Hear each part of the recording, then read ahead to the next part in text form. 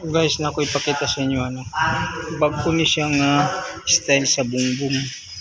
Kini siya na kabag-on nga bag-on nga 5 cm. Tapos ang iyang kalat doon niya is 120 110 113.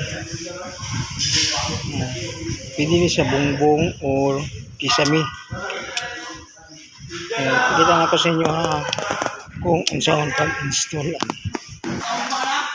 Muna ni siya. Muna siya. Bongbong. Kini siya. Pwede na di siya walay ceiling joist. Kay diretso naman siya. Metal ni siya. Metal ang sikal luyo. Tapos na ay sa tunga na ay styrofoam. Nindot siya no. Wala na ay gasto nga bakal or mga kahoy. Diretso na sa tap-tap.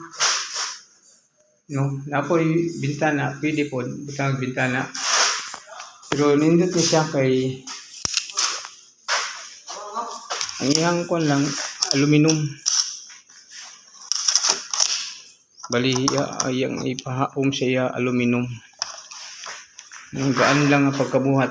Dali lang siya buhaton.